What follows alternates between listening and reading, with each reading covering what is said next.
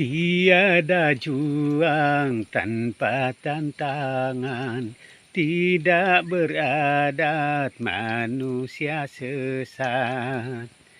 Salam bertemu kembali kepada tuan-tuan dan puan-puan yang saya hormati. Semoga hendaknya kalian semua sehat-sehat saja. Oke, kali ini si Aki masih lagi berkongsi seperti mana video si Aki yang lalu, yaitu menyentuh tentang adat kampung. Oke. Kali ini kita akan berkongsi sekali lagi mengenai dengan apa itu adat kampung. Dan si Aki akan tambah mengenai dengan beberapa gambaran tentang adat kampung. Oke, apa gunanya adat kampung kepada manusia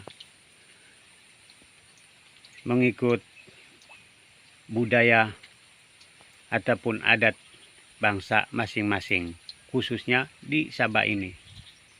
Oke. Maupun di dunia ini, setiap suku mempunyai adat, tradisi, budaya masing-masing.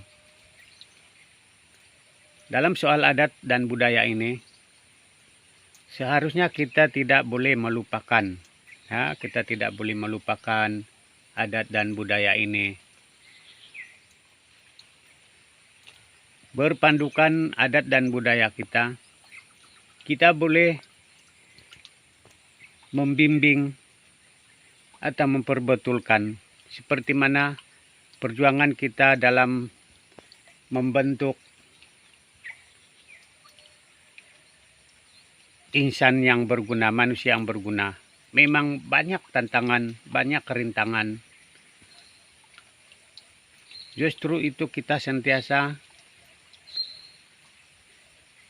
ada jati diri, kekuatan dari segi mental dan fisikal untuk menghadapi sebarang kemungkinan yang akan berlaku apabila kita berkongsi atau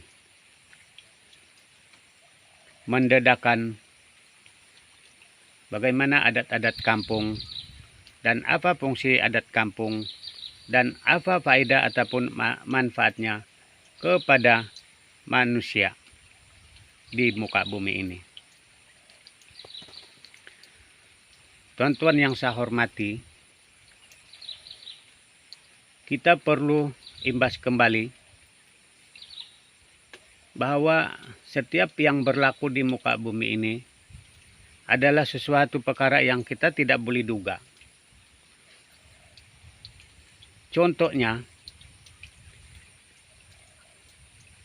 gejala-gejala sosial yang akan sentiasa mempengaruhi dan menghanyutkan anak-anak muda ini ke jurang ataupun ke lembah yang tidak sehat.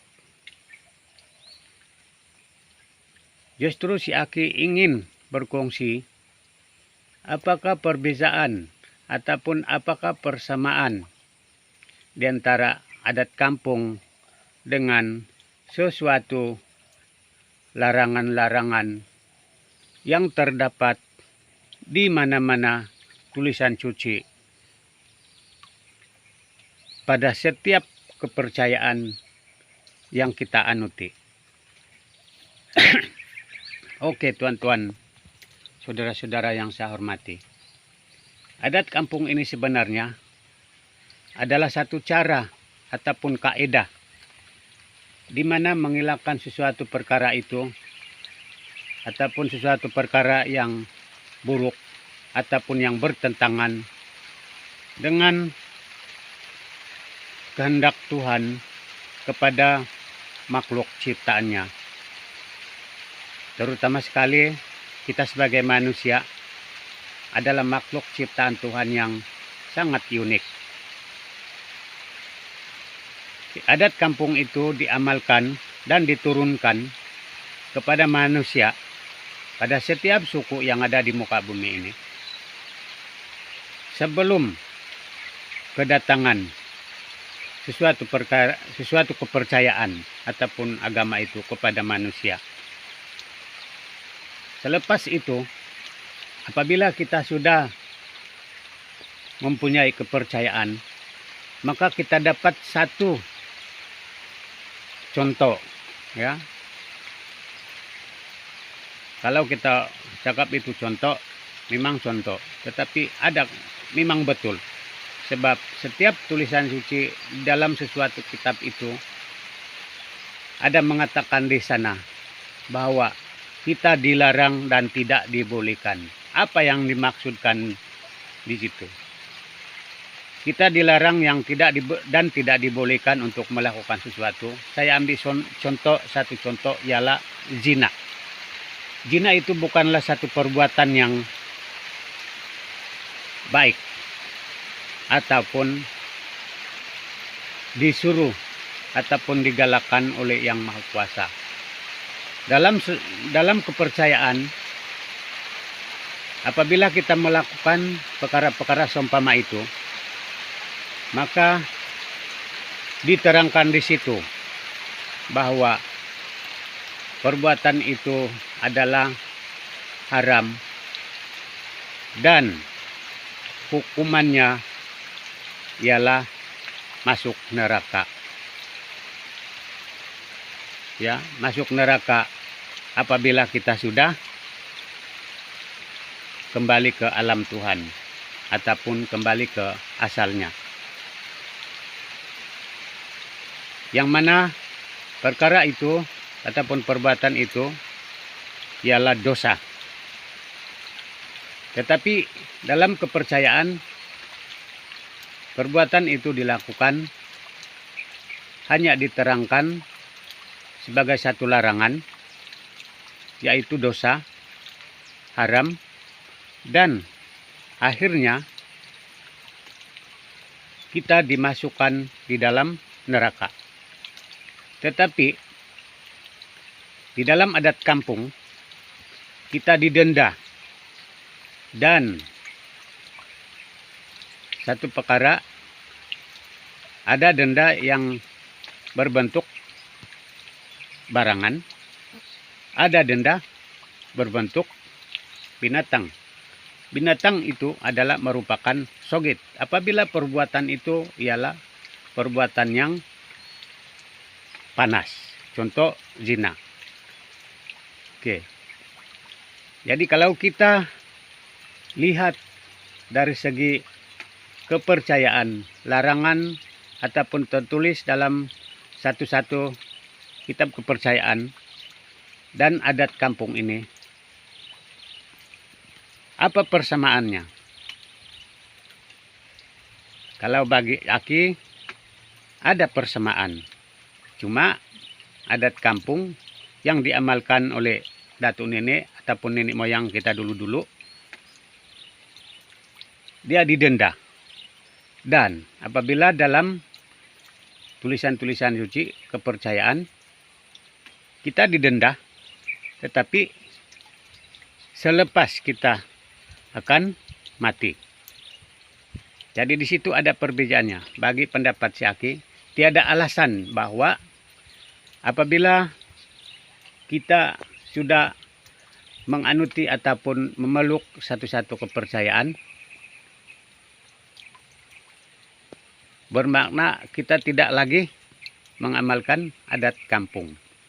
Oke, seperti mana yang dinyatakan ataupun disebut oleh si Aki pada video yang dulu, bahwa adat kampung bukan saja kita didenda, ataupun bukan hanya setakat didenda, tetapi mengajar kita supaya kita ini mempunyai adab, disiplin, tata sosial, menghormati jiran, menghormati hak orang lain, dan menghormati hak kita. Itulah disebut adat. Dan apabila ada pelanggaran adat, apabila kita melanggar adat, maka kita didenda. Tujuannya ialah agar kita tidak mengulangi perbuatan yang tidak baik. Begitu juga dalam kepercayaan, setiap kali dibaca, setiap kali kita berdoa, tujuannya adalah sama, ialah untuk memperbaiki hidup kita, agar kita tidak melakukan perbuatan, agar kita terhindar daripada sebarang maksiat ataupun perbuatan-perbuatan terkutuk. Tuan-tuan, puan-puan, saudara-saudara yang saya hormati, seandainya ada kekurangan, tolong perbetulkan. Dan seandainya kenyataan ataupun perkongsian si Aki ini ada yang bengkok-bengkok, tidak lurus, tolong luruskan. Dan seandainya ia sudah lurus, jangan pula dibengkokkan.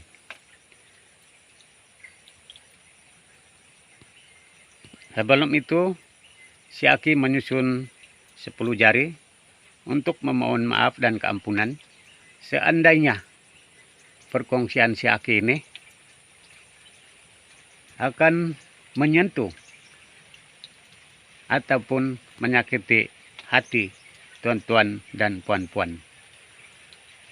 Tetapi si Aki berkongsi ini tidak mempunyai tujuan yang lain selain daripada memperbetulkan keadaan, terutama sekali kepada anak-anak muda kita ini yang sentiasa dipengaruhi oleh kemajuan ataupun kecanggihan zaman, sehingga kan hampir-hampir melupakan di mana kita berasal dan di mana kita akan kembali. Justru sekali lagi si Aki mohon maaf seandainya ada kesilapan dan kesalahan. Dan si Aki sentiasa berdoa dan berharap agar anak-anak muda akan sentiasa dilindungi dan terhindar daripada sebarang maksiat-maksiat ataupun perbuatan-perbuatan yang terlarang. Semoga bermanfaat. Kita jumpa lagi. Terima kasih.